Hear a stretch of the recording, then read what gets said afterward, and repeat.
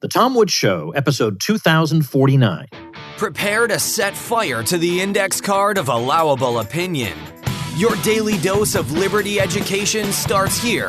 The Tom Woods Show. Hi, everybody. Tom Woods here.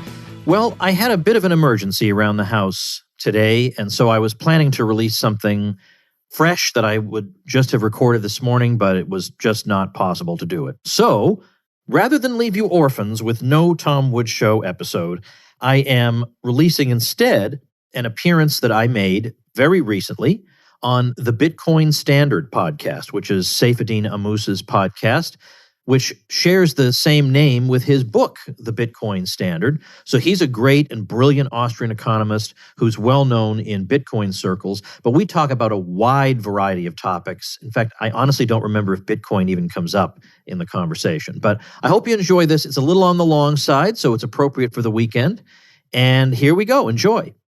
Hello and welcome to another episode of the Bitcoin Standard podcast today. Our guest today is Professor Tom Woods, a prolific author in Austrian economics and a very active online presence, worked with the Mises Institute and has published an enormous number of works on Austrian economics. He also has his own podcast and he also runs his own educational institute, online education. So Tom and I share quite a lot in this regard. We're all doing the same things. And in fact, we also share the fact that we both went to Columbia University. That's where Tom did his PhD. Was it your PhD or your undergraduate you did there? It was PhD. What years were you there?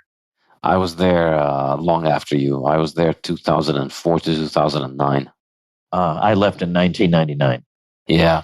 So you did your PhD in history in Columbia, right? I did. Yeah.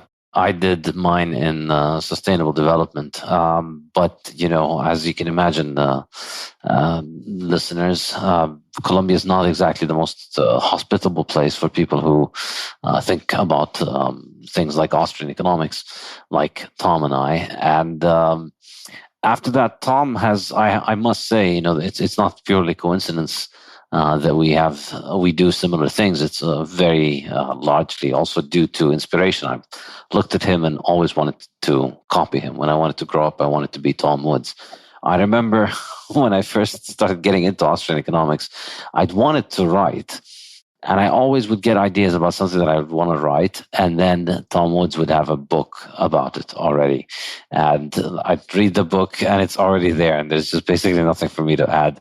I remember Meltdown. Like I thought maybe it might be worth writing something about that. But then you published Meltdown before I could get a draft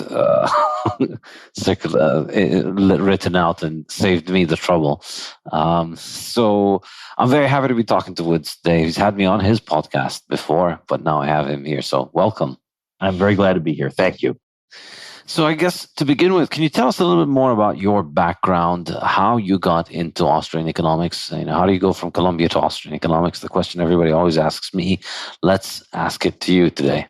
Right. Well, I was already into it before I got to Columbia. I guess I grew up, I was all wrong on so many things when I was younger, but that's true of so many of us, right? When I was in high school, I knew I was not a left liberal and I knew I was not a communist. But other than that, I was all confused. So I guess I thought of myself as belonging to the U.S. Republican Party. And so I would make excuses for every crazy and idiotic thing they did. And as time went on, I decided, especially once I went to undergrad, I was actually at Harvard undergrad, and there was a lot of craziness in that town, Cambridge, Massachusetts. There were literal communists selling a communist newspaper outside the dining hall at the college, and I would engage with them. I just couldn't believe these people existed, and it radicalized me to the point where I decided, look, either I have principles or I don't. I'm either going to be all or nothing. If I believe in private property, I'm going to believe it the whole way. So I was inclined to think, I want whatever these people are, I want to be the opposite. And so what began to happen was I started to attend different libertarian events that I would find out about through ads in magazines. This is the early 1990s. I'd find out about them through ads in magazines. So the Institute for Humane Studies, and then Mises Institute has the Mises University summer program. And for that, I knew a little bit about what Austrian economics was, but not a whole lot. and they give you a lot of readings to prepare for the event. I read everything cover to cover. I was ready to go. I spent a week. I met Murray Rothbard. And after that, I was just a goner. Like, this is for me. So that was kind of where I got my feet wet. And then I went to Columbia. And Columbia is even more inhospitable as a place. But I was busy with my graduate work, so that was okay. But the consolation is that when you're at an elite school and you believe things that are out of the mainstream, the consolation is all the books you might be curious to read are all just sitting collecting dust on the shelf. You never have any problem with the books being checked out. No one's checking the books out. You can get any book you want anytime you want. Yeah. I guess it's kind of similar in my case, but in my case, no, I did not go to Columbia knowing about Austrian economics. So I wonder, why is it that you chose to go to Columbia if you were interested in Austrian economics? So was it that you wanted to do this because you wanted to become an academic, or was it just intellectual curiosity? I am primarily a historian. So I don't have degrees in economics. I'm self-taught when it comes to economics. I wanted to be an academic. That's right. I wanted to be a history professor. And at that time, Columbia had the number 2 history department in the country. And Harvard, where I was, might have had the number 1. But the problem was I was a 20th century guy, and all their 20th century people were on sabbatical.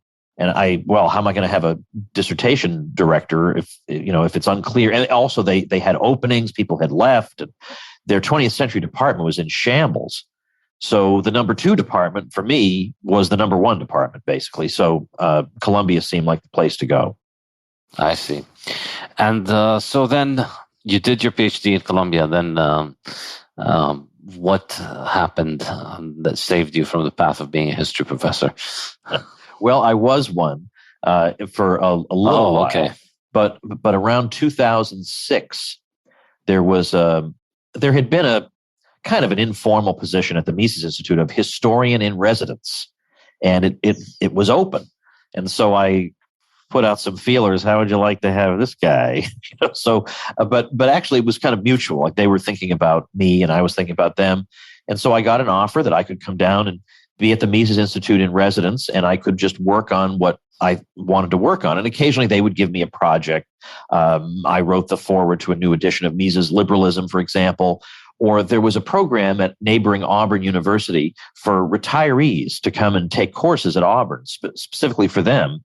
And so I did a course on U.S. history at the Mises Institute for these just ordinary retirees in Auburn. So sometimes they would give me projects to work on, but in general, they just trusted me from my years of working in this area. And so I produced like a book a year while I was there. I was there for 4 years. It was a really, really productive time. In fact, so productive, I think back on it, I wonder, as I say, I could never do that. And then I realized, no, I did do it. Here are the books. It just seems exhausting thinking back on it today. Yeah, but I guess, when you're enjoying what you're doing, you just you don't get tired. You don't get tired if you're winning, basically. Yeah, that's true. You just keep enjoying producing it, so it doesn't annoy you. And so then after the Mises Institute, you didn't go back to academia, right? No, I didn't. I guess I had gotten used to not dealing with bureaucracies and committee work and rivalries within your department and PC and appeasing people. And I just didn't seem like something I wanted to do.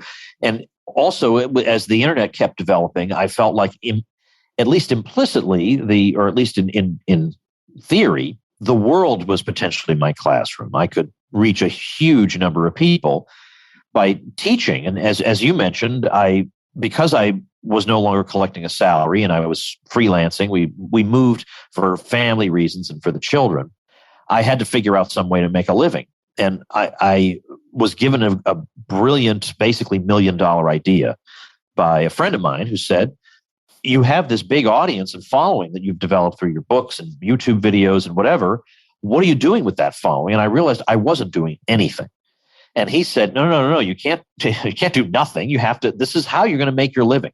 If people like reading books that you write and they enjoy watching videos where you smash fallacies and stuff like that, well, why couldn't you develop courses in U.S. history where you're promising people that what they're going to learn in these courses is what they did not learn in school. And that's one of the things people liked about my books. Well, maybe they'd like it about courses. So I developed a full-blown kind of like dashboard university of courses on history and economics and other fields where you can consume these courses anytime you want, 3:00 in the morning if you want to. They're just sitting there waiting for you. So that was how my libertyclassroom.com got developed. So I was able to, at that time, I was, well, by 2014, I would have my 5th child. But by the time I started Liberty Classroom, I had 4 daughters.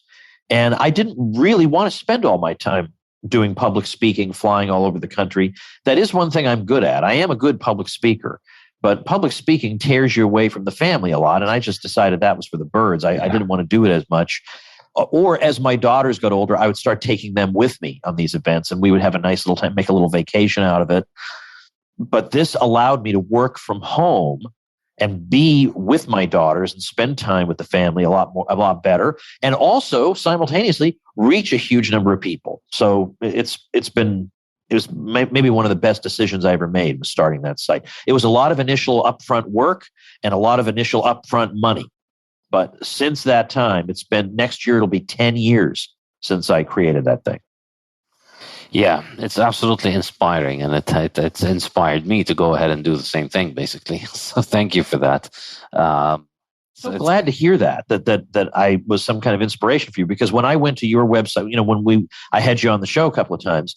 I went to your website and I found out about you teaching online and stuff like that, and you've got you have a great following who they will just crawl over broken glass for you. Like, you have all the ingredients you need. I thought to myself, doggone it, this is great. He is a model of what people should be doing. And so now if you say that I inspired you, I guess I was implicitly complimenting myself. But I think the way you've executed it has been so effective. And I love that when Jordan Peterson was asking, all right, who's an Austrian economist I should talk to? The barrage of people saying your name is a real vindication of your activity online. Yeah, to be fair, though, I think you probably do execution 10 times better than me, but I'm kind of taking a performance-enhancing drugs in this competition, and that is Bitcoin. Bitcoin is kind of the wind in my sails. So I think, my execution has been far below par. But my book, The Bitcoin Standard, became quite successful beyond my imagination, and a lot of people were reading it. So a lot of people just keep coming to my Twitter and to my website, and I'm trying my best to, as you say, like it's a no-brainer.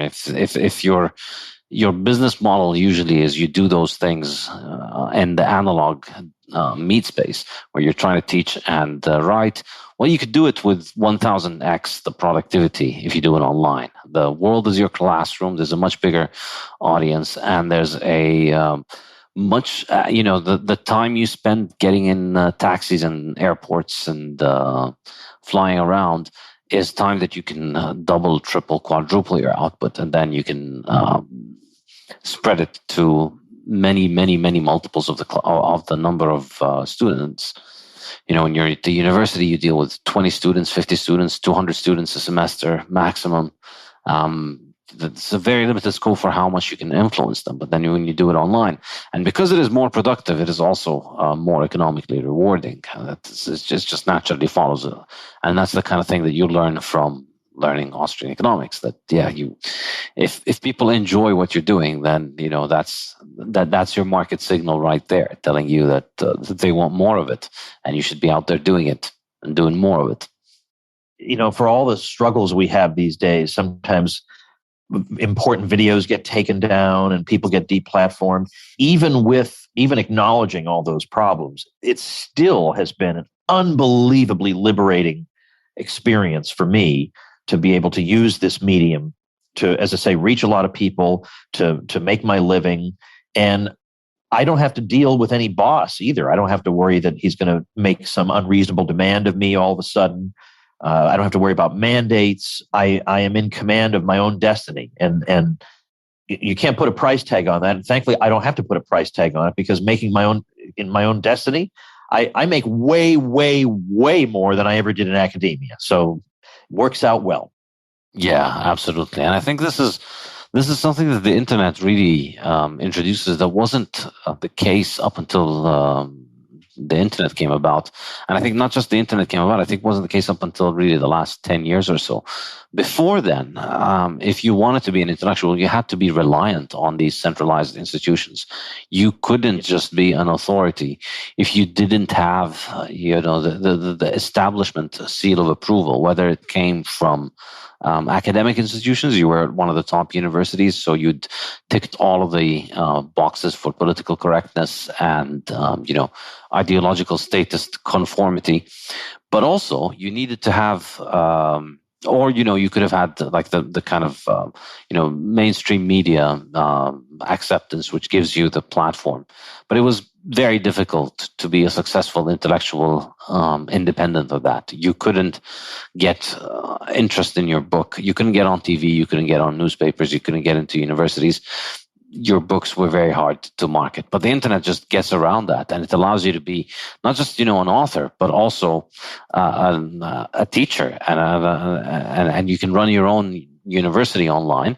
And that's, I think, we're just beginning to see the tip of the iceberg of the I think the intellectual impact this is going to have on the world that we'd had up until very recently. And it's really not just the internet, it's the more recent kind of interactive social media internet, particularly Twitter and Facebook and these platforms that have facilitated this kind of interactive experience where people start spending a lot of time online and learning and acquiring these experiences.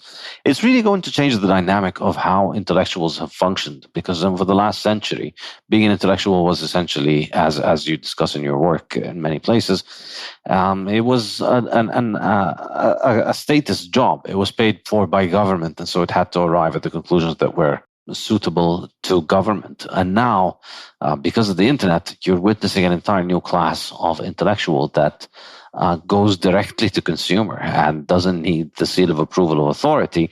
And you're witnessing them dwarf the official authority. Like you see it happening on the internet that, the mainstream economists have a lot more titles, but they don't have anywhere near the kind of interaction or audience that Austrian economists get, I think, online.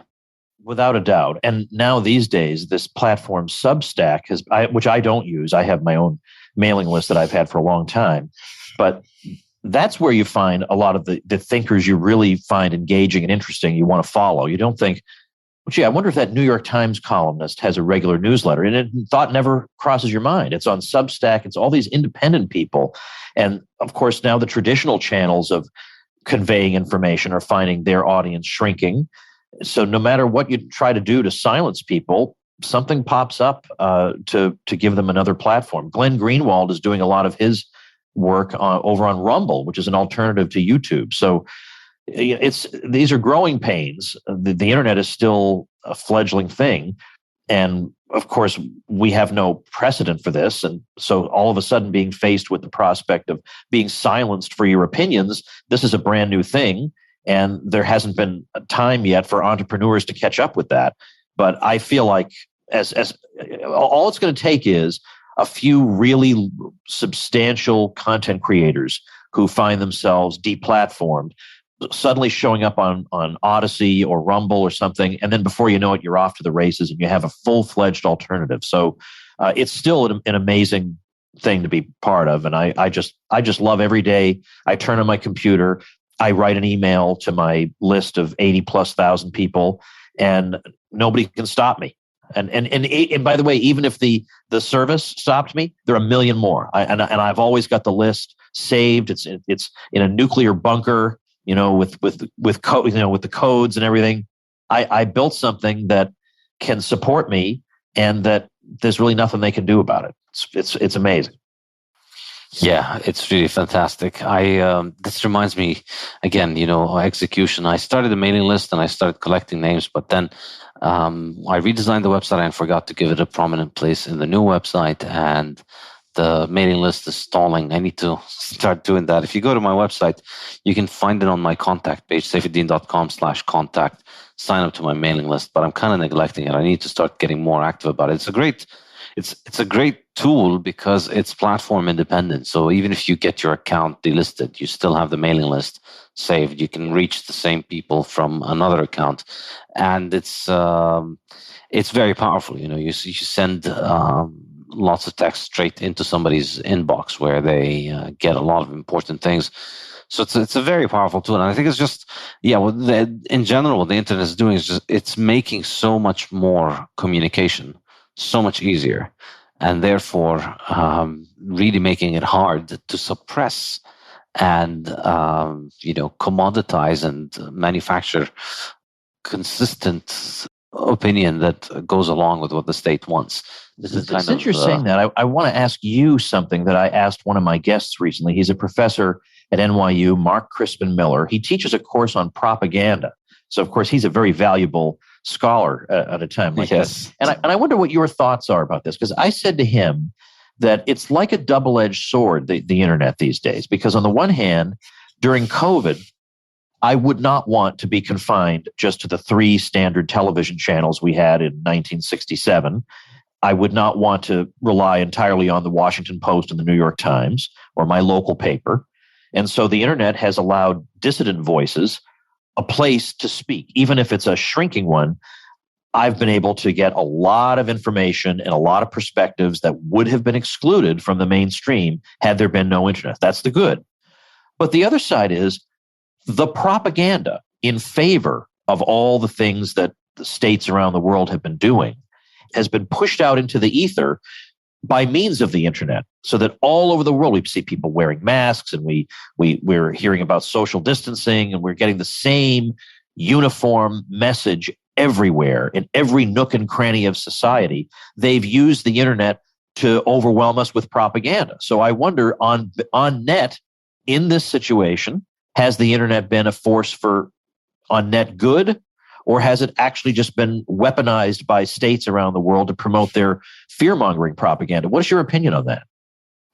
Yeah, I think you're absolutely correct. It was probably one of the kind of biggest letdowns and disappointments for me, just to witness how the tools of propaganda transferred from TV to Twitter and Facebook. It was pretty incredible. 2020 was the year in which your Twitter started functioning in weird ways. There was the time in which the retweets, the numbers of the retweets and the likes would go down, and they'd go up and down, and they'd keep fluctuating when they were suppressing specific tweets, and then there were tweets that they were promoting very clearly. It was really shocking, and I admit, I was one of the people who was very optimistic about this aspect of it, that this is it. CNN is dead. All of these traditional media outlets are dead, and all of their ability to shape people's minds and turn them into unthinking cattle, it's going to be gone with the internet. And then they absolutely showed me how it's done on the internet. It's done very effectively. So people get promoted, people get delisted, deboosted, and get their accounts canceled, and so on. Yet still, having said that, could think about the alternative of actually, if we'd been in 1967 or 1981, how difficult it would have been for you to get any of the kind of ideas on the COVID hysteria from any of the sources that have produced mail. You would have had to put a check in an envelope in the mail to request somebody's newsletter that you wouldn't have known about in the first place. So there's that. But then on the other hand, the other edge, a third edge of the sword, is people could do school over Zoom, maybe not that effectively, but in principle, you could do school over Zoom. You could have meetings over Zoom. You could work over Zoom. Because we had Zoom, because the technology existed, it was possible for people to live these sheltered lives for a year and a half, 2 years. If that technology hadn't existed, I doubt people would have just said, well, come what may, I'm just going to crawl into a corner in my house and not make any income. It was because we had the technology that made it possible to live like hermits that we wound up being told to live like hermits. If it hadn't existed, maybe we would have learned earlier, well, you're just going to have to learn to cope with it. I wonder. I agree with you. I've turned into the interviewer here just for a minute, but just because I'm so curious. No, and I'm going to one up you here quite dramatically and tell you that I've had the same thought about literacy as a technology. So we could say the same thing about the internet and social media, but really literacy, I think, and in your work you've written about the midwit, which I plan to get into, and I think the 2020 makes a strong case for mass literacy not being a good thing, being in fact a very dangerous thing, because I think there's a class of people that are probably better off being illiterate and just receiving instruction via audio or pictorial instructions, just getting clear manuals and clear recordings of text about what to do. Because if they were illiterate, they wouldn't be able to stuff their brains with extremely elaborate levels and layers of propaganda that lead them to believing extremely sophisticated nonsense, which is, the kind of the people who have been very eager to take on the facets of totalitarianism over the last year. Like a lot of them are some of the people that, they play intellectuals on the internet. You think they've got functioning brains, they use big words and they write books and they have an audience.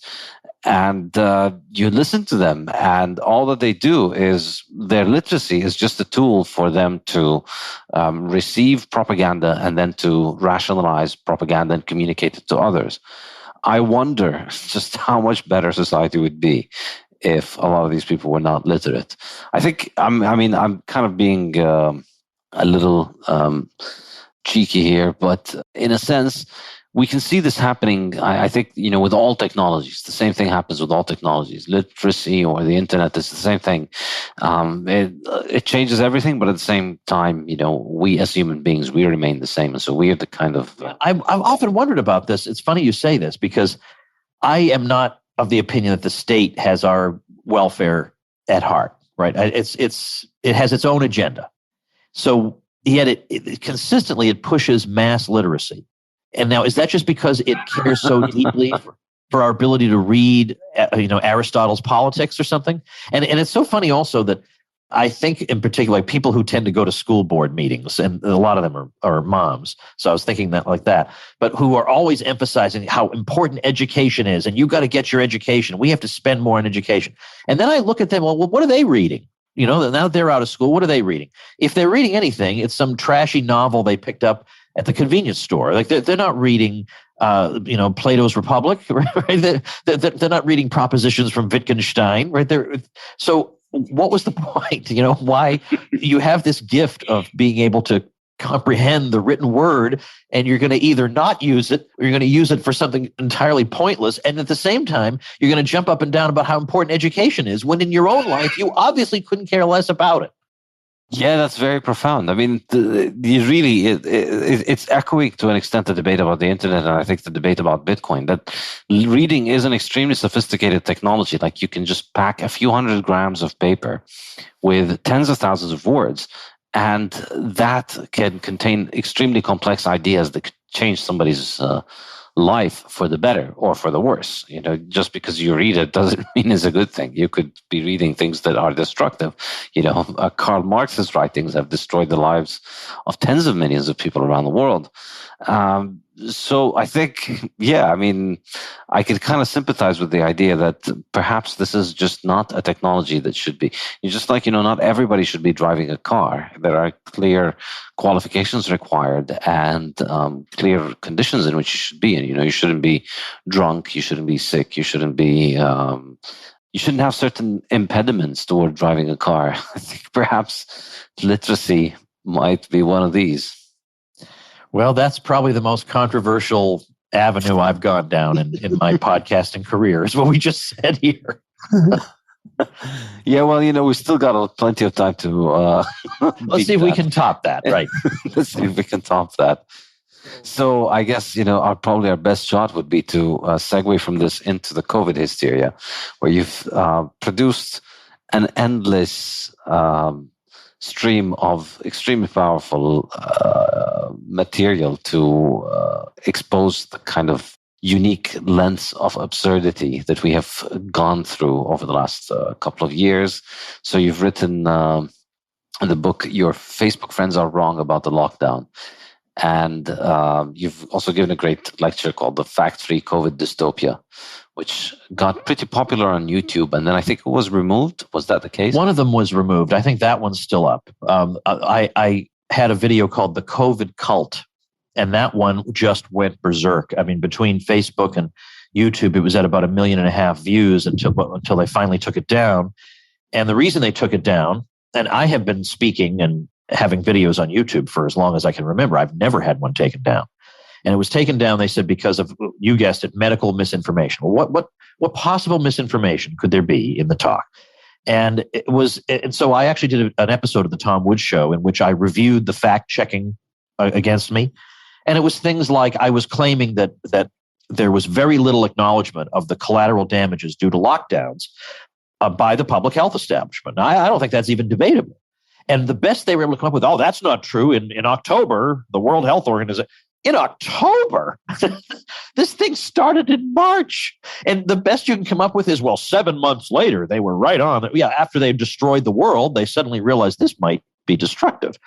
So it was inane nitpicking things like that meant that no one was allowed to see it anymore. So I put it on, other platforms, and I posted it on my website and stuff like that. My more recent ebook is called COVID Charts CNN Forgot.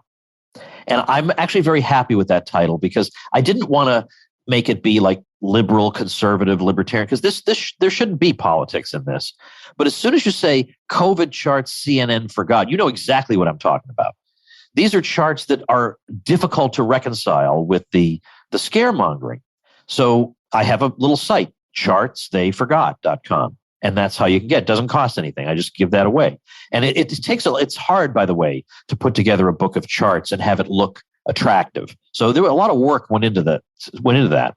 And so this is interesting both from the COVID standpoint and from what you and I were talking about before about marketing yourself and trying to, make your way in the world online. I would, in these talks that I gave on these topics, promote one of these ebooks and say, look, I've got a lot more detail in here. Like I've got all the details on the ways lockdowns are deadly. I've got like 9 or 10 specific areas that are just been devastating. And I would refer people to one of these ebooks. And so given that these videos got a ton of views, I got a lot of people opting in for the ebook. I doubled my mailing list. It was all great. And the mailing list I send out, it's not meant to be just a COVID mailing list, but over the past couple of years, that's what it's turned out to be. Because that's what people are just craving. They want reliable information. They want the numbers. They want the graphs. They want to see with their own eyes what's going on. We can theorize all day long about what's going to stop the virus, but the numbers don't lie, and they want to see it. The problem that has arisen now is that before a video taking down the conventional wisdom on COVID has a chance to get traction, it's already been banned. And so that model for building up your mailing list doesn't quite work anymore. I mean, you can post on these alternatives to YouTube, but the audience is just not as robust there just yet. But that is something I did. So, for example, I would say, actually, you know what? I'm going to tell you one other thing I did. I actually made a website because I was tired of seeing all these charts that tell the story, but no one's seen the charts. So I made a website. I made a quiz out of it. So it's covidchartsquiz.com. You don't have to opt in or anything to go do it. You can just go do it. So COVID charts with an S, quiz.com. And the idea of it is we'll take a chart and we'll say, all right, this is a chart from mid 2021.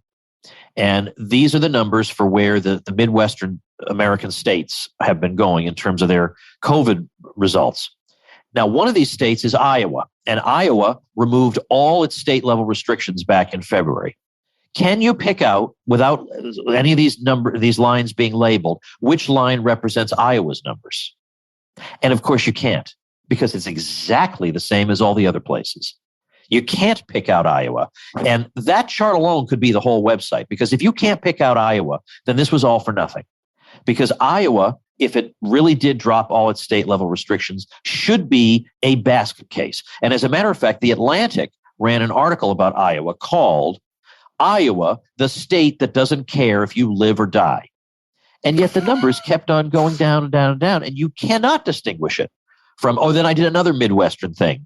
I said, pick out where on this graph, because I'm not giving you any of the timelines, pick out where Thanksgiving is. That's where we have a lot of gatherings in people's homes. That's where there's supposed to be big outbreaks. And so after Thanksgiving, there should be a little period before people finally start to experience hospitalization and death. So you should expect to see a bit of a spike shortly after Thanksgiving. So in light of that, look at the chart of all of the Midwestern states and pick out where you think Thanksgiving is. And it's not anywhere where you would think it would be. And it's just that this kind of result is replicated over and over and over again. So again, it's COVID charts with an S quiz.com. What is the explanation for this? Even I'm admitting I don't quite understand it, but that's really all I wanted the public health establishment to say, is that we don't fully understand what's going on. It may be 10 years before we figure this whole thing out.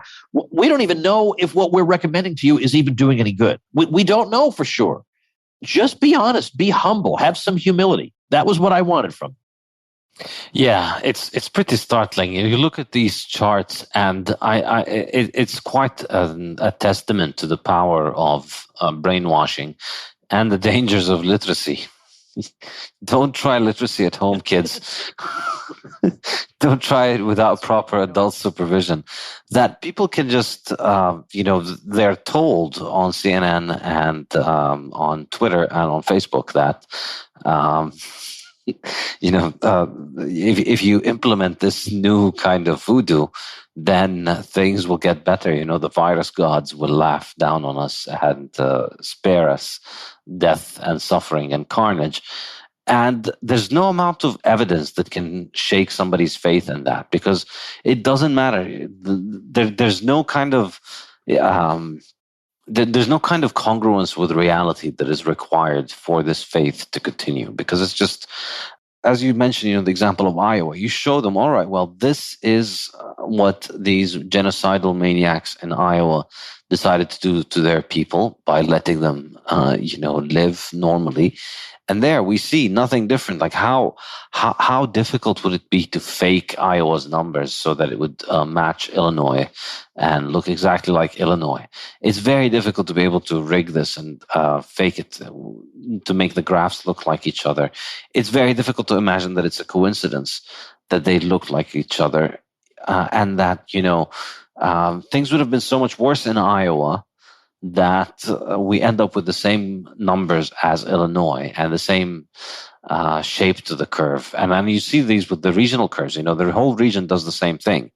And yet, and so like the onus to believe in the effectiveness of these interventions is that you're basically saying, yes, these things are effective. And if they weren't used, things would have been so much worse. But the fact that they were used has made Iowa indistinguishable from all of the rest of its neighbors. It's incredible. And then you'll get things like you try to talk about the reasonable success Sweden has had. I mean, Sweden is 56th in terms of death rate, 56th in the world. Now, we were told that by June of 2020, the imperial model said if they didn't have a full lockdown, they'd have 96,000 deaths by June of 2020. They had 4,000, so that was off by a factor of 24. And so then you try and remember, the way people were screaming about Sweden should be number one in the world, shouldn't it? I mean, it should be at least in the top 5. They need to explain. Of course, no one will ever call them who count on it. Why would it be 56? Why wouldn't it be 3 or 4 or 5? If it's 56, then there was no point to any of it. And sometimes you bring this up and they'll say, well, Sweden is more sparsely populated. But, the same people who say that are the same people who said everybody in Iowa would die if they didn't have lockdown. But Iowa is also sparsely populated. When Iowa lifted its restrictions, the hysterics weren't saying, oh, don't worry, everybody, it'll be fine. They're sparsely populated. They don't even need the restrictions. Exactly. So they're inconsistent from one country and place to another. Whatever needs to be said to keep the panic going is what they'll say. Yeah, and that's a great example, which is how these rationalizations only appear after the thing invalidated what they had predicted would happen. Like You knew Iowa was sparsely populated beforehand. One of my favorite was there was a guy I remember on Twitter who was repeating something about the fact, well, there's something about a Swedish genetic mutation that makes them somehow magically less susceptible to being damaged by this virus. Well, why wasn't anybody saying that this was the case beforehand? It's amazing. You'd think the approach that would, the really scientific approach would be, well, let's let everybody, as everybody does what they think is best, we can then compare and see what happens. We can then see if it's actually Swedish genetics that are saving you from COVID, because let's say, Swedish descendants in Minneapolis are living in somewhat similar weather with similar genes to the Swedes of Sweden. And if they're witnessing worse rates, then maybe the genes don't matter. If they're witnessing similar magical protection, then maybe, yes, your genetic therapy plan is good. And then we know that Swedish people are good to go. They don't need to engage in any of this nonsense. Maybe if Iowa was sparsely populated, then places with the population density of Iowa don't need to engage in all this insanity. They can just get on with their life. But no, everybody has to follow everything, all of the facets of the entire cult, everything from the masks to the hand washing to the just all of the rituals that make you a decent person in the 21st century. Well, let me jump in and say about, because I've been following this so closely since the beginning. Another place they were screaming about from the beginning, by April of 2020, and when I say they, I'm talking about the people, I like the term the lizard people, because that just sums up the establishment around the world, the lizard people. The lizard people were all up in arms that Japan, Tokyo in particular, was not locking down hard enough. They were issuing recommendations and this and that, but they weren't really doing a hard lockdown. And at one point in my newsletter, I compiled some of the headlines about how, Japan's going to get it good and hard, or too little, too late, whatever. And then Japan has, I don't know, what is 150 per million or whatever. I mean, some crazy, insanely low rate. And so then we got, the Japanese, they wash their hands a lot, and they wear masks or whatever. But as you would say, we knew that before. We knew that in April of 2020. You knew that then. So why didn't you say, they're going to be fine? Don't worry about it. They're going to be fine. No. So they had to come up. The excuses had to be excuses drawn from the cult. It had to be masks, because what else could it be? There can't be any other. It must be masks. It must be this or that. Or they weren't gathering in crowds. You can see photographs of the Japanese subway system. These people are packed in like sardines through this thing. So again, all we're asking is for you to say, you know what? We would love to say that the virus is just cartoonish, and if you do this, you'll stay safe. And if you do that, but it turns out that there are too many counterexamples in the world for that to be the simple answer. So we're going to continue to gather as much information as we can, and we'll let you know what we find. Now, of course, that is not what they want to say. The public health establishment, which is ignored most of the time, they're issuing statements about whether, they're the ones who come out with the food pyramid in the U.S., telling you need to have 11 servings of grain a day. These are people we just ignore all the time, right? Most of the advice, nobody pays any attention to it at all. Or don't eat eggs, or don't eat red meat, and then they change their minds. This is their time to shine. They are not going to give this up. If this is the last thing they do, they're going to hang on to this thing like grim death. Absolutely. Yeah, there's an entire class of society that basically is thriving from this, which is people that have always had the problem of not having a life that meets their expectations from life. Their job is not important enough, and the world doesn't respect them enough. People don't listen to them enough. People don't care about them enough, their own family, their own friends. And now this is your chance to just go on this moral crusade, and then you get to tell everybody what to do at all times. It's like those busybodies have just united to take over the planet from all of the happy, productive people, basically. It gives them meaning. It gives them fulfillment. You're able to say that you're saving lives and being heroic while doing, and I mean the word literally here, literally nothing. By sitting in your house, you are a hero. Okay, well, this is the only chance they'll ever get. To be fair, like to be a hero, you have to also be haranguing people on Twitter. Haranguing people, yes. Good point. It's not quite nothing. Like this is how you get your. This is how you earn your stripes in this war of good against evil. You're out there telling all of those evil people who don't believe in Anthony Fauci and the World Health Organization, who don't believe in those people, that you should listen to those people. You know, why wouldn't you just listen to the science? The science is just one guy, and this is what the guy is saying. Why do you want to make it so complicated? I love the science is just one guy. How hard can this be? Just listen to what he says. I know, like it's just the scientific method. You listen to the one guy appointed by the government that benefits from this. It's very simple. And incidentally, I just the other day, it hasn't aired yet, but I actually interviewed Robert F. Kennedy Jr. for the Tom Woods Show. And he has a brand new book, very critical of Dr. Fauci.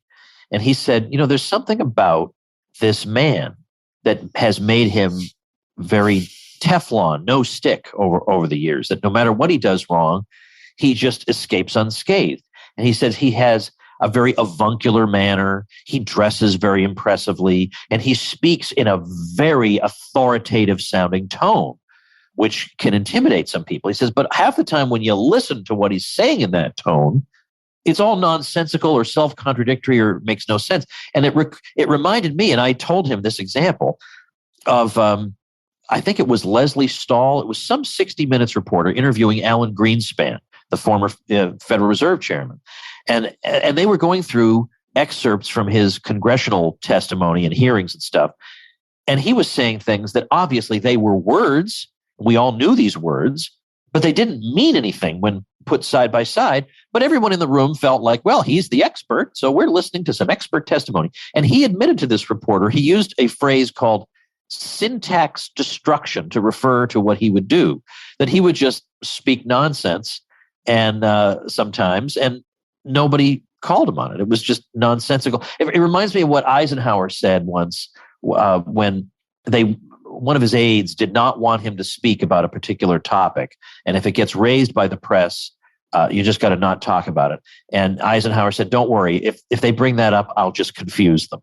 And so it seems like this is a long-standing method that these people use. And because there is this extreme deference to authority that has been drilled at least into Americans' heads, but I think also I'm hearing this also being true of quite a few Asian countries. Like in the Philippines, I'm told, at least in the US, we have a minority of very well-informed people who are trying to resist this. In the Philippines, just to name an example, I'm told there is no resistance. There is nothing like that. Everybody just does what they're told. That does tremendous damage, whether it's monetary policy or Fauci or whatever else. The thought is that the expert, if they have a degree, then you have to shut up and listen to them. And now if other people with a degree disagree with them, well, I don't know, beep, bop, boop, I've been told that this is the expert I should listen to. I mean, it is. Well, these guys have debunked on Snopes.com always. Yeah. Yeah. And Snopes turns out to be run by some creep after all these years, but. Yeah, it's very interesting how in the bar that you have to clear, the onus of proof is so different for when you're regurgitating government propaganda versus when And by the way, speaking of that, we keep hearing stories about the devastation that the supply chain problems and the lockdowns have had on the developing world, to the point where you have millions of people in a food emergency where they could be suffering malnutrition or death from hunger. And we're the ones on whom the burden is placed to say that maybe we shouldn't do this. You would think people placing millions of people in danger of starvation, that the burden would be on them. And yet we live in such a clown world that you and I have to prove that maybe it's not a good thing to do that to people in the developing world. Yeah, it's what's really insane about it is this idea that you need to prove that you have a good case for basically asking that these people get to make the choice themselves if they would rather stay home or starve at home or take the risk of going outside and contracting this supposedly massively lethal virus, which is basically not a problem for most people. And so, like it's this monomaniac thought, and we've had this discussion about with this author of the book, Paul Freiters, who discusses it as just a case of mass hysteria and a mass psychosis where everything else loses importance. All the other things that you could care about in life are just now completely inconsequential. The only thing is we need to bring down the number of people who are going to die from the virus. And all other considerations at this point are just completely gone. People don't think about opportunity cost. People don't understand the concept of there's a real cost to it. If you want to lock people at home, all right, they might not contract your virus.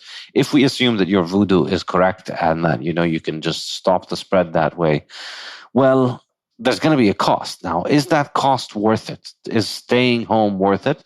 Well, if you work from Zoom, then probably it is for you because there's very little loss when you do your work from Zoom. But for many people, it's a loss of their livelihood. And it could mean, you don't have enough food on your table. It could mean that you can't make your house payments and you lose your house and you live on the street.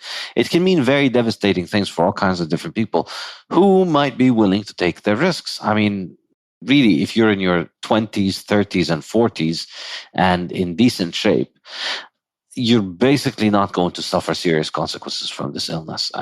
You have to weigh that risk versus the risk of financial ruin, and that's just become completely impossible in most people's mind. It's astonishing. It's astonishing the depth of economic ignorance that people just don't think this is an even valid choice for people to be able to make for themselves. No, the government just decides what needs to be done. Yeah, and also the idea that the experts should just be listened to. There's no expert who can tell you what your life priority should be. That's a category mistake to expect that from an expert. And likewise, which of these experts whose degrees are pointed to all the time as evidence of why we should listen to them, which one of them took a class on how to balance collateral damages from lockdowns against any progress you might make against a virus? Of course, there is no such class. And one reason that there's no such class is that nobody ever recommended lockdowns. They were always said to be a bad idea. So you have just as good an opinion on this as Dr. Fauci or anybody else. They have no particular insight into this question because no one's taught them anything about it. You have to think about it. You have to think about what you value, and you have to use common sense and say, well, probably there'll be more suicides. Probably there'll be more. There'll be missed screenings for various diseases. There'll be people with preventable ailments that could probably wind up dying under a lockdown regime. And you can just go on and on and on. Just think about it. Common sense. Think of the effects on children who will be devastated by this, and on and on and on. You could fill it in yourself. You don't need to wait for an expert because the experts have no unique insight into this question. And also, I guess I thought people enjoyed their lives more than I guess they really do. You would think that a normal person would say, well, geez, if I'm going to be indefinitely in my house, is there any chance that maybe we're overreacting? I mean, maybe I should look around and see if there's anybody who dissents from this. And if there is, I'm going to see if that person has a good point. You would think people would do that because they value their life. They enjoy doing things. And it shocks me how little curiosity they've had. Oh, well, this one guy says I got to stay in the house, so I guess I'll just do it. What? You're not even going to fight? You're not even going to look? Yeah, it's truly astonishing, and it's incredible to watch. People like you just put out day after day, week after week of all of these just undeniable facts that cannot be reconciled with all of these dictates of the experts, and yet people continue to believe in them. And it's, as you said, there is no other expert on my own life, and yet people have completely delegated the aspect of what I should decide for others, which is just insane, because you might think, all right, well, I don't know enough about virology, or I don't know enough about climate or economics or monetary policy to make those decisions for myself, so I trust the experts.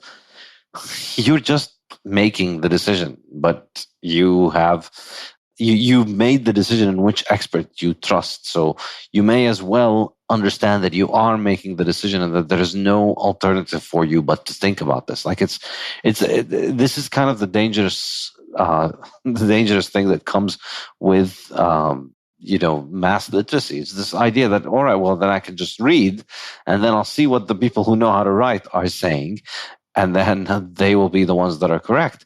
It's just like such an easy attack vector on people's brains that you outsource your thinking ability to people who have titles. And then life is just about an attempt, your life is just a matter of who manages to get the most inspiring expert ahead of you, in front of you. And then that's your life. That's your calling. That's your lot.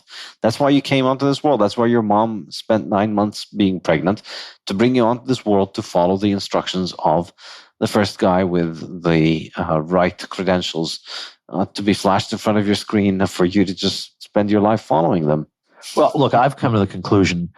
Well, I'll say this. This professor, Martin Kulldorff at Harvard Medical School, he's been one of the dissenting voices on COVID.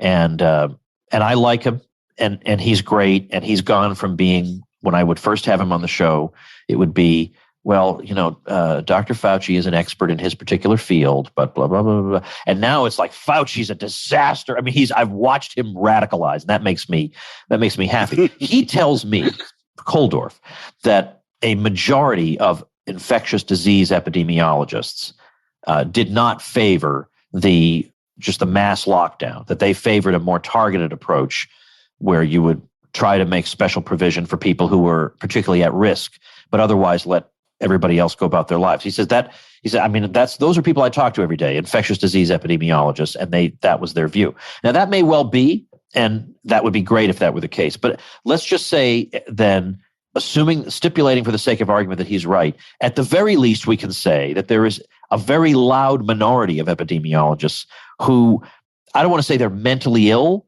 but it seems to attract quacks and hypochondriacs and I don't know what, because I think it was the Washington Post that did a survey of a bunch of epidemiologists and asked them, which of these following things are you willing to do in the age of COVID? And even by the summer of 2020, long after we knew you don't have to worry about crazy disinfecting everything. It's not spreading through surfaces. That's not anything you need to worry about. 1/3 of the epidemiologists polled were afraid to check their own mail because they thought they'd get COVID from their mail. So, after a while, I mean, at the beginning of this thing, I thought, okay, well, we have some experts who are pretty, who are saying something different, and they need to be, we need to listen to them. And I do want to listen to the Martin Kulldorffs of the world. But I didn't realize that some of the people in this field, I think they may just be twisted. I mean, there's something that's not normal. You're afraid to check your mail? Your mail. You think the virus is going to jump off the mail and you're going to get it that way. These are the ones we're supposed to be listening to. I think there might be something wrong with them. And then I saw Michael Osterholm, who is an expert on influenza, been studying it for 40 years. And he was temporarily a Biden administration advisor on COVID. Now, he occasionally has uttered a truth here and there. Like, for example, he says that the masks most people are wearing don't do anything. They're completely pointless. These masks most people have on, it's like you're in a submarine and you're going to close 3 out of your 5 windows and think that the water's not going to get in. Like, so these universal masking, he was not convinced of. Okay. But he also said recently that in terms of our understanding of viruses and how they transmit, he said, let's be honest, we are still in the Stone Age when it comes to that. We don't know as much as we think we do. And I think this experience we've lived through is ample evidence of that. Because you'll recall, I followed the U.S. case very closely when they opened up massive outdoor sporting events. Dr. Fauci was saying, well, I don't know, I wouldn't advise that. Nothing happened as a result of it. Nothing was traced to that, no problem. Well, maybe there's something cartoonish away in their understanding of all this. I don't know. Again, I'm not claiming I have all the answers. I'm just saying I'm looking at the charts, and it looks like we may have ruined a lot of people's lives for no reason. That's where I am. Yeah. And it looks like if there was any justice in the world, we'd ruin the livelihoods of all epidemiologists. Like, I think it's impossible to come away with the idea that this is a discipline that tries to look at the data and tries and understands the world. This is just a bunch of propaganda delivered from high up above.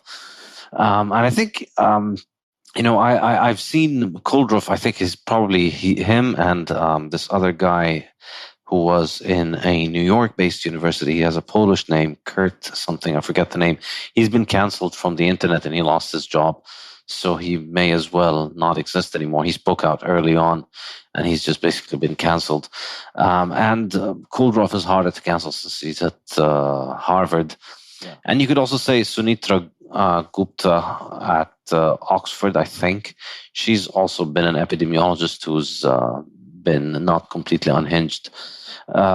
So you could look at these and say, all right, well, there's bad epidemiology and there's good epidemiologists, and kind of like there's good economists and bad economists. But I think I'd go a little bit further. I'd make the case that epidemiology is not like economics. Epidemiology is like macroeconomics. It's the pseudoscience aspect of economics. It's like it's in the same way that all macroeconomists are basically charlatans. You have to be a charlatan to be an epidemiologist. If you think diseases have to function based on aggregate numbers, I just think the entire founding premise of the field is nonsensical. The idea that, all right, well, there's a disease and we need to figure out what this disease's R0 is. And I've been thinking about this for a while as a topic for a debate. I'd like to get an epidemiologist and debate them on the proposition that epidemiology is harmful for humanity, because all of the information that comes out of it is at best useless, but most likely extremely harmful. So let's imagine an alternative reality in which all the world's epidemiologists were engaged in doing something actually useful. They had real jobs producing things of value for humanity, and nobody studied epidemiology. And this whole virus situation happened, and we didn't have a single virologist, single epidemiologist to give us their opinion and their models. So we wouldn't have had models, we wouldn't have had the panic. And now what would we have missed? So like, what actionable information would you have missed out on because of the uninvention of the field of epidemiology? So there's all these estimates about how many people are going to die in your country. None of these estimates has matched with reality. There are all these projections of the curve. It's going to go up at this rate, or the R0 is going to go at that rate. And then you look at the reality of the curves. There's basically nobody who could have predicted what things looked like. We've had several waves, and then the numbers are all over the place. You can't really fit them with one of these neat theories where, epidemiologists just sat there and said, all right, it's an R0 of this much, so we run it through the population, and this is what we're going to be getting. It had nothing to do with reality.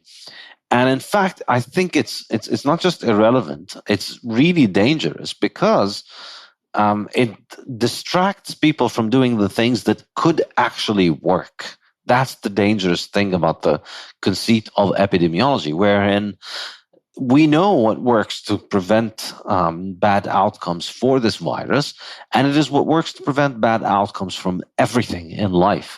It prevents bad outcomes from you, from sitting on your couch or driving a car or just engaging in your daily life. You eat well, you take care of your health, you take responsibility for your health, and you're going to do much better job protecting yourself than any of the hysterical stress that you put yourself through during the hysteria that these epidemiologists have unleashed. So you start thinking about numbers, and you start thinking about 80,000 deaths next weekend, and this many people are going to die, and this many people are going to contract it, and this many people are going to be maimed by it, and you have all these massive simulations that you're looking at. And the more attention you dedicate to this, and the more you end up thinking of this as if it's just some kind of, just a pre-programmed thing that's going to rip through society. And you see a lot of the kind of socialist calculation conceit here. It's a central planner's idea of how diseases work. That we're going to all sign up to be getting this because of the R0, and it's gonna decimate the population based on mathematical averages with no regard for the micro, which is the individual. It's very similar to the way in which macroeconomics functions. And I think if we just did not have this entire field of knowledge, the world would be better off, because people start seeing, oh, well, people are getting sick in China with this weird new illness. Maybe I should watch what I eat. Maybe I should start getting more sunshine. Maybe I should start getting more exercise. And if more people did that rather than hyperventilate and do all this, religious rituals, I think a lot more people's lives would have been better off. Plus, of course, there's the early treatment, which all of the epidemiologists insist on dismissing because they don't make money. They're not sponsored by people who sell early treatments, which don't involve profitability, because these are cheap drugs that are generic and don't have high margins. They get paid from the manufacturers of the specialized patented drugs. And so their incentive is to scare you, and their incentive is to tell you there are no alternatives but going for our sponsors. That's really, really actively destructive. And I think it's beyond just a misuse of a field. I think it's just a field that renders itself for being abused in this way, because it's all built on shaky, nonsensical foundations. I find that very compelling, because I've been having the same sorts of thoughts, that there's something wrong with the discipline. And of course, if you believe these things, then you're going to have you don't necessarily have to have authoritarian impulses, but they do seem to follow. That since I know the trajectory of this disease, let's say, then of course it follows that because I love mankind, I have to intervene to stop its spread. And as you say, what actionable piece of information would we have been missing in the absence of this field? Well, I mean, let's think of what were the pieces of actionable information. It's wearing a mask and social distancing and all this other stuff, and lockdown and that stuff. But as we've seen, you can measure mobility, because we have people are walking around with smartphones, so there's Google mobility data. We can observe, well, when people in this state started moving around a lot, and they weren't engaged in as much isolation or social distancing. Does that correlate with worse results or better? And the scatter plots are just all over the place. They're not telling any story at all. You look at these numbers; they're entirely random. They shouldn't be entirely random if any of this advice worked. And of course, at this point now, some ambitious libertarian who wants to establish himself in the movement as being the go-to guy on a particular subject should look into public health in general, beyond COVID, but should just look into the idea of public health, the actual implementation of the ideas of so-called public health experts, and see if this has all been a grift the whole time also. Yeah, I definitely think that is the case. I think it's a big, massive grift as a field, because it exists. It's perfectly tailored for authoritarianism, and it's perfectly tailored for capture by pharmaceutical companies. So I think it's just out there. And imagine what a dangerous combination that is. Extremely powerful companies and people with sociopathic tendencies. Wow, that's quite a mix. Yes, and I think, epidemiology is kind of it is the intellectual cover that allows them to consummate their marriage and bring about this ugly dystopia in which we live, where it's, again, the giveaway is the fact that it's a science that relies on model. If your science relies on modeling, your science is not going to make it. It's a bunch of nonsense. It's fiat nonsense. It exists only because financing of science functions through the fiat spigots. So it's not a science that would exist on a free market, because nobody would pay for this hysteria. But when you have the financing of science that's coming from above, it becomes possible for these kind of pseudosciences to flourish, because you're selling your output to the government that is paying, not to the reader who wants to learn. And the government has interests that are similar, that are not identical to those of the recipient of the propaganda. I hear you. Hey folks, just a quick note. This episode is sponsored by Skillshare. The online learning community is offering our listeners a 1-month free trial so you can make 2022 a year of new learning, growth, and connection through creativity with online classes from Skillshare. There are so many fascinating classes on Skillshare on topics like web development, illustration, music, film and video, animation, creative writing, business analytics, entrepreneurship, and on and on. I was quite pleased with Thomas Frank's class, Mastering Productivity, Create a Custom System That Works. That's exactly what all Woods needs around here. So whether you're a dabbler or a pro or a hobbyist or a master, you're creative. And that's why Skillshare has classes for every skill level. With short lessons, hands-on projects, classes designed for real life, you can tap into the creativity we all have inside. Skillshare helps you move your creative journey forward without putting life on hold. You'll create real projects and get the support of fellow creatives so you can accomplish real growth. Explore your creativity at Skillshare.com/Woods, where our listeners get a 1-month free trial. That's 1 month free at Skillshare.com/Woods. Another aspect to keep in mind here is that there is, with all of these sciences, there is a very strong incentive in the fiat world to go toward panicking. You have to always be Chicken Little in order to make it in fiat academia, because there's no cost to panic. There's no cost to being wrong. So going around and saying, being the Chicken Little who says, the dams are going to break, the wolf is going to come and eat us, the virus is going to destroy civilization, cow farts are going to boil the oceans. There's zero downside for making any of these claims. You just go around, you make the claim, and, if it doesn't come true, then it's because of you warning, or because it's coming true soon. And you just keep milking this forever. You can always keep milking. You can always be the hero who's fighting it, and you always require more funding. And that's the only way to get more funding in fiat. Like if you write your report on cow farts in the ocean, and you conclude that oceans are big enough that cow farts are not going to boil them. All right, well, then that's the end of your research career. What else are you going to work on? Now you need to go find some other scare to try and write about. But if you find, your initial findings suggest that, oh no, more cows are going to boil the oceans, and then we'll be living in a big sauna planet, then, you need more funding.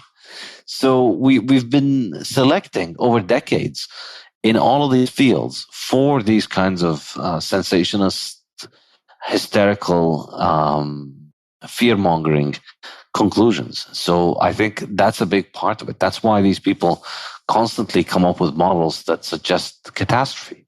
There are no models that come up and say, yeah, well, you know what? Things aren't too bad. Yeah. I know. Yeah, I've been thinking that from the start. And again, I don't have a degree in their fields, but I can read a chart. I can look at what numbers are saying, and I can listen to what they're telling me. And I remember, I've pointed this out a number of times, they had Andy Slavitt, who's one of the worst of these people, on MSNBC. And they asked him, shouldn't Florida be doing worse than it is, given that they're not really doing any of this stuff and they have a very old population, stuff like that? Shouldn't they be doing much worse? And he admitted that he had no explanation. He said, there are some things about this virus that are a little bit beyond our ability to understand. We're going to need you to stay home anyway, even though we don't understand. Yeah, exactly. Yeah, we're going to need you to stay home anyway, even though we just admitted that we don't understand why people who aren't staying home aren't suffering any problems. And he just goes on to say, but we know that what works, and that is social distancing and whatever, all the other things. But how do you, quote, know that if by your own admission you can't explain why people who ignore that seem to be just as good as people who observe it faithfully? How do we, quote, know that? Who's the we? Stop saying we. You think you know that. I don't think we know that. But now they're all selling books, right? Now that's the other thing, is that they all want to sell a book about the hysteria. Obviously, someday there'll be a full-blown movie about Fauci. We know that. And it'll be the story of the really, really smart guy who was unfortunately put upon by stupid rubes who wouldn't listen to science. The thing writes itself. We already know that. The consolation is that when the Disney people made a documentary about Fauci. It just tanked. Just the critics loved it, of course. The general public hated it, and in general did not go see it. So that's something. Yeah, it's actually been quite remarkable. For all of the opinion polls and the mainstream news and the kind of noise that you see on Twitter, which is heavily manipulated by the censorship and boosting and deboosting. And yet, when you look at things like movies and books, which particularly books, you look at the best-selling books on the topic, like all of these team hysteria actors, all of these people get on TV all the time, and they all promote all of their identically idiotic books, which all basically repeat the same thing, which is, virus is bad, and I am a savior, and you need to stay home and listen to me and engage in the rituals, and then maybe you will be saved. All of these books are identical, and they just still don't get that much of interest from people who read. But you look at the actually popular books on these topics, they're by people like Alex Berenson, who's been wiped off of Twitter, and Robert F. Kennedy, whom you mentioned, whose opinions very, very differ, very widely differ from the ones that you would expect are the dominant mainstream voice. I think the experts just have a much bigger sense of self-worth and a much bigger bullhorn. But behind them, I think there's growing number of people that are waking up to just how ridiculous a lot of this is. Yeah, and they're paper tigers. The fact that we can't recall an example of a genuine debate between a Fauci supporter and a dissident in the medical field on television almost tells you all you need to know. And the fact that Sanjay Gupta goes on Joe Rogan. Now, Joe Rogan's a smart guy, but he doesn't have one of these fancy degrees. He goes on Joe Rogan and he can't hold his own. Imagine if he went up against Koldorf or Bhattacharya or any of the other great people we have. He can't even go up against Joe Rogan without completely folding. He absolutely folded in that interview. He was conceding things left and right. They can't function other than in that bubble, which is why they never emerge from it. Yeah, it's pretty incredible how none of these people has to ever really justify their ideas. It's a great advertisement for the nature of the fiat system, which I describe in my new book, The Fiat Standard, that everything is dictated by fiat. And so if you're on the expert class, you don't have to ever establish competence. You don't have to justify yourself. You don't have to explain things to people. Somebody like Fauci, it's very remarkable how he talks with the tone, and also Bill Gates. I think those two people in particular are really good at this, which is they talk in a tone of informing you of what you're going to do. They're not even telling you that I'm going to make you do this, and they're not saying that I've decided this. They're just saying you're going to do this, and then you're going to be doing that. Completely shortcutting your brain's agency. It's not, you don't have any choice in the matter. And I'm here to tell you what's going to go down. And it's been 2 years now, and Fauci has not faced a single hostile question from a single reporter anywhere. It's been just handpicked softballs from basically the corporate prostitute press, which is just out there doing what people in power want. It's astonishing. And all they have to do is that they don't even have to ask him the kinds of things that a Robert F. Kennedy would ask him. They just have to ask him things like, well, you said that once we hit 50% vaccinated, we shouldn't have these outbreaks anymore. And yet there are states that are extremely vaccinated that are having the biggest outbreaks of the whole pandemic. Why do you think that is? The most obvious question in the world. Why do you think you were wrong about that prediction about 50% and there won't be any more outbreaks? What do you think is happening? What did you not know at the time you said that you know now? I'd love to hear the answer, but we're never going to get it because no one will ask him. Yeah, and he's changed his mind on masks. He's changed his mind on vaccines. He initially said 100% effective. Now he's equivocating and making all kinds of different claims. But, fiat means never having to explain yourself, never having to say you're sorry, never having to be wrong. You're just correct by fiat because people in authority decree that you are the one that we need to listen to. Unfortunately, that's where we are. And as this is another reason that, well, here's the thing, because I was going to say that the education system is what encourages people to have this blind trust in authority. But see, here was something that actually genuinely puzzled me about what happened in 2020. You had a mass hysteria to close down the schools, and then just to keep them closed and keep them closed and keep them closed. But the schools really are the incubator of conformity, and they want that. The state wants that conformity. And yet, they also were clamoring for keeping the schools closed in a way that was bound to increase the homeschooling population. And indeed it has. The homeschooling population in the United States has increased substantially. I was wondering why they did that. I mean, I don't actually believe that most of our authority figures seriously bought into the panic. I don't think they really, maybe at the very, very beginning when there were a lot of unknowns. But I was wondering, they're shooting themselves in the foot. This is the institution that takes the independent thought out of people's brains. They can't afford to keep this closed, and yet they were fanatical about it. So that I found to be a genuine puzzle. Yeah. I guess, again, I think, it's overall, I tend to think it's just a confluence of interests and interest groups that push in certain directions and end up pushing things in certain ways rather than one kind of, top-down orchestrated thing that's driving all these issues. So I think here, I really do think the element of hysteria, I think I probably disagree with you that I think the vast majority of people did believe it. I think, yes, even the opportunists, I think, genuinely did believe, did fall for the hysteria. Like this was everybody who's easily impressionable, which is the vast majority of people, went along with this. They couldn't even to themselves just focus on the opportunist aspect. I think if you look at people in the West, everywhere people was really genuinely scared. I think those videos from China really worked. The modeling by the experts worked. The hysteria from the World Health Organization worked. And I think the hysteria took on a life of its own. So there are clearly special interests that are pushing for the hysteria in certain directions. Perhaps it was the Chinese Communist Party pushing for this for certain reasons. Perhaps it was pharmaceutical companies.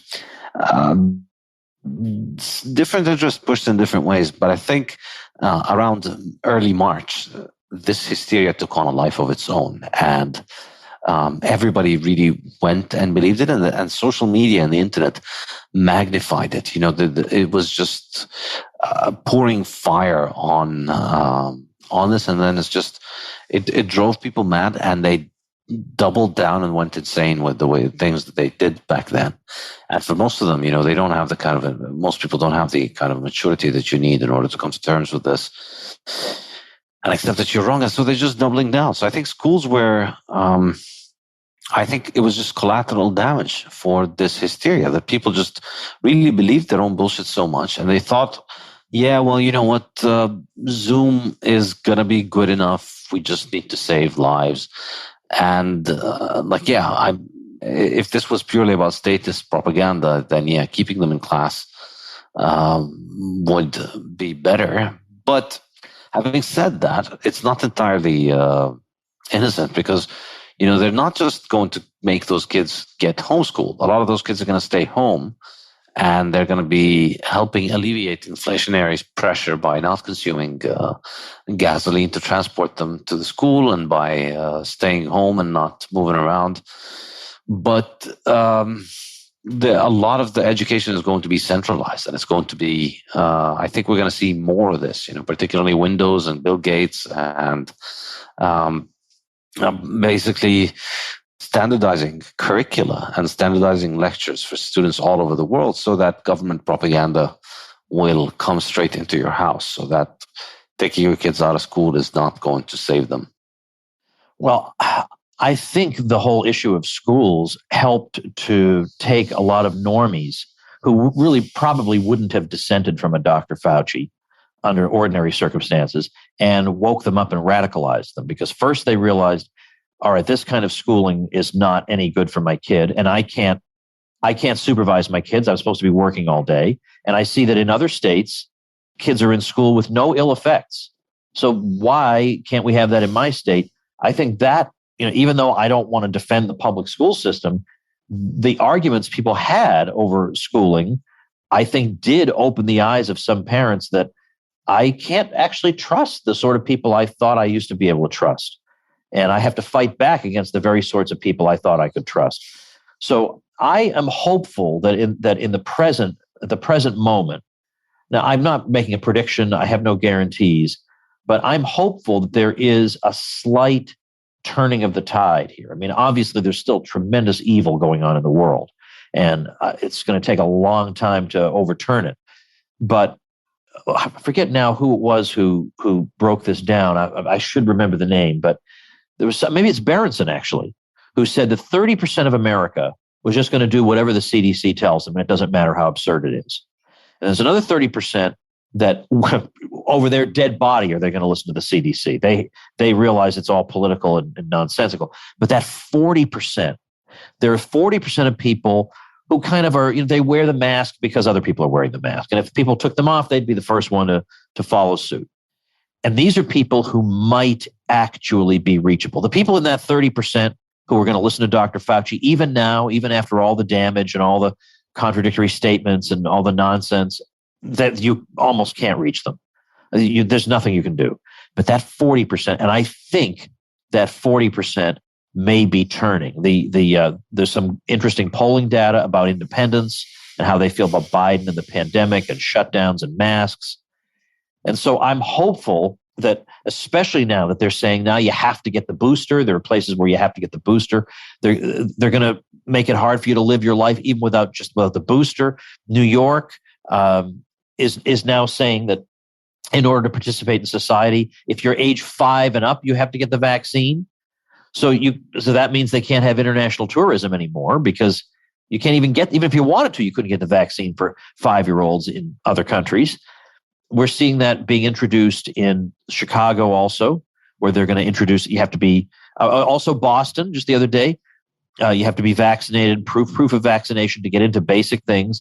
And they're even saying in Boston that by March or so, that's going to extend to 5-year-olds. That's going to cut off international tourism for Boston also. And it will also severely reduce domestic tourism. It severely undercuts the clientele for basically every business. Now it's true, I didn't think this craziness could go on this long, but that kind of thing, I don't see how businesses survive it. And I don't see how it just persists forever. And you do now see some vaccinated people saying, this is completely out of hand. Now I have to get the booster in order to be able to do anything. This is not what I was promised. And now we're having lockdowns on top of it. I saw a Reddit thread from Canada, and just not a libertarian thread, just a flat out plain Jane Canadian thread about some lockdown somewhere. And they're all saying, look, we've had it. You are sucking away the very last bits of joy anyone can expect to get in this world. And we've done everything you asked of us. This is ridiculous. I think there is indication of somewhat of a turn, but where are the political figures who will unambiguously stand up in favor of this side of things? There aren't nearly as many as there ought to be. But if there were, they might not win. It's true. But there are a lot of people prepared to flock to them right now, I think. Yeah, I mean, the obvious one is DeSantis in Florida, who's been an absolute miracle in thank goodness for him, resisting this. Yeah, it's I've been to Florida recently, and it's a very welcome change from the rest of the world, and they're not witnessing mass death. But the political aspect of capitalizing on this seems to be, I don't know. It's been almost 2 years, and I still think it's still not it still does not look to be a political winner for somebody to take it on. It doesn't look like there's going to be an anti-hysteria populist politician who's going to win on this. But it is becoming more likely with every day. Yeah, but on the other hand, we had a very interesting, in Virginia, the governor who won, he wasn't like a DeSantis, but he beat the Democrat, and it was quite clear that he was not going to be as mandate crazy as that Democrat. New Jersey is a very blue state, and their governor almost got voted out, which was very surprising. And then now the guy who's the head of the state legislature, he's just a random guy who defeated the political machine Democrat. He's a random guy who just paid the filing fee to run, didn't really do anything, raised about $120, spent most of it at Waffle House, did nothing to campaign, and he won. So I think there are little indications. And yeah, it's true that on a national level, people might not be ready, but there are states where it's brewing. And the great thing about DeSantis is that he doesn't just do the right thing, which would be good enough, but he is great at being in command of the science and the literature and the scholarly work. He knows it and he can refer to it. And he's punchy. He is pugilistic, let's say, right? He fights back. When the media goes after him, he immediately hits back. Or he gets a hostile question from a reporter, he turns it around on them and starts asking them questions. Okay, do you know what the circumstances were in that county? Why we had to do it that way? Do you know any of the background? And he'll make them squirm in their seat. He said, well, I'll tell it to you. Here's what you should have known if you'd researched this before you asked me the question. He takes nothing from anybody. No, I don't say that I agree with him on every issue, but he is the kind of guy I have wished would exist, who knows the stuff and won't take anything from anybody and calls out bad actors and rallies the disenfranchised around the country to him. People who feel like they are voiceless, he stands up and ridicules the people who are taking their voices away. And he's done a tremendous job for that reason. I agree. And I still think, though, the the common theme to all of the seminars we have in this podcast is, if things are good, it's because of Bitcoin. If things are bad, if we see anything that's bad, then, well, at least Bitcoin fixes this. And I think really the solution to all of these things is Bitcoin. As I was saying earlier, it's like with my internet presence, I'm taking the performance enhancement drugs that is Bitcoin. I think the liberty cause around the world is going to be massively boosted by Bitcoin, and this is a great example of it. Bitcoin fixes the COVID hysteria on so many levels. First level is, on a direct level, people who become financially independent with Bitcoin can't be canceled financially. So it's going to allow more people to create more content and produce more research and get paid and not get blacklisted from being able to monetize themselves, because nobody can blacklist you from Bitcoin. And then on the other hand, perhaps more importantly and more long term, it's going to defund the money printer that is financing all of these fiat sciences. All of these silly pseudosciences like epidemiology and all of the insanity that they produce is a result of the fact that these people are massively subsidized by government money. And Bitcoin takes all of that away. So I think, in the medium term, in the short term, it does look pretty bleak. The world just keeps getting worse. And governments are utilizing technologies in ways that are just extremely dangerous. And we're only just beginning to understand the depths of how devastating what they're doing is. But I think, with every new invention, with every new technological invention, there's the good side of it and there's the bad side of it. And what Bitcoin is going to do, the good side of it is going to massively liberate people all over the world from this kind of insanity. And I think it's the key thing is that it helps us build something parallel to the clown show that we live in now. I mean, we obviously need to be building a lot of parallel institutions. I mean, you and I teach online. We don't teach in traditional academic settings, but that doesn't make the information that we convey any less important or effective, effectively transmitted.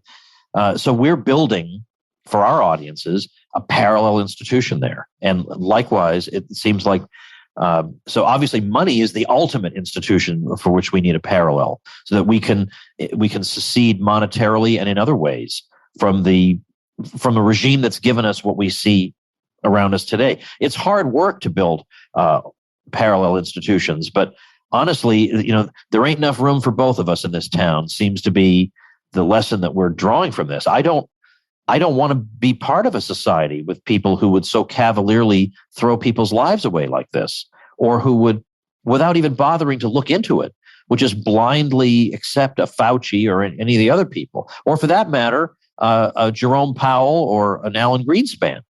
I want parallel institutions where people like us who care about freedom and property and independence can live a satisfying life without feeling threatened by a self-appointed expert class. And if Bitcoin can contribute to that, which I think it can, then it is the right thing at the right time. I certainly hope so. I certainly think so. And I think we're seeing the budding shoots of the Bitcoin-based world. I think we're just beginning to see this world emerge around it. And I think it's it's very telling that, and I said this when I was discussing the same issue with Jeff Dice. It's quite remarkable how the Mises Institute and people who are into proper Austrian economics almost all coalesced around the non-hysterical interpretation of what's going on. People in their own personal lives might have had different risk approaches to this, different approaches to this risk. Some people might have decided to use masks, take medications. Different people will have tried different things. But if you've studied Austrian economics, if you're familiar with it, you pretty much almost always came to the conclusion that this is something that should be left to individuals, and governments shouldn't be locking people at home. They shouldn't be shutting the businesses down. And it's on one hand, it's encouraging and heartening that we see this. And there is a sane way of understanding how the world actually works, and it's good because you're witnessing this kind of new coalition emerge around these issues of people who just are not bound by, to copy a phrase of yours, what is it called? What is it? Your favorite phrase on the card? The 3x5 index card of allowable opinion. Yeah.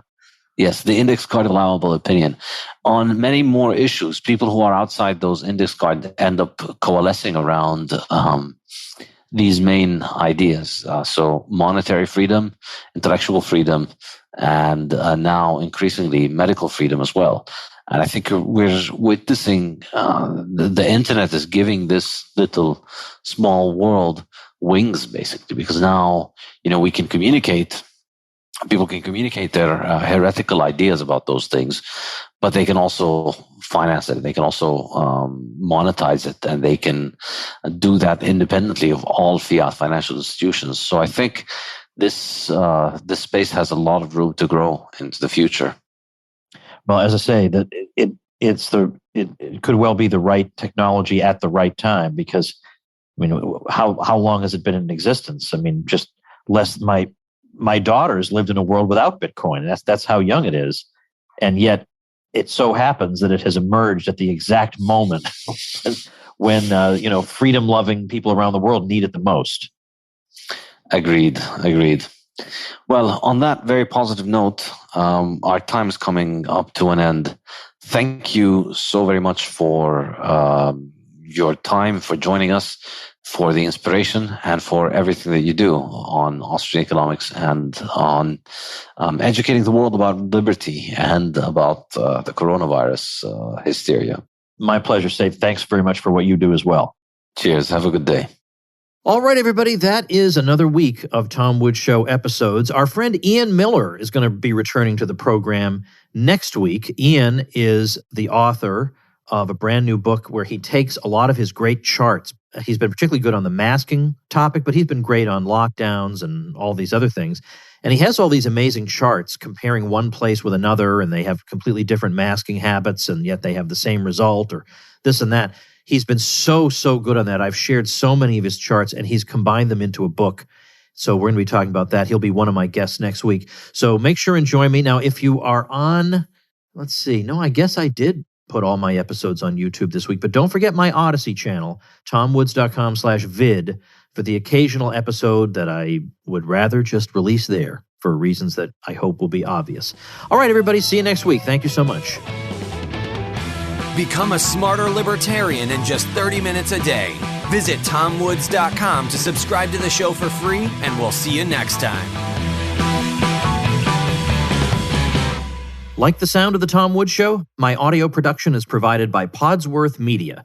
Check them out at podsworth.com.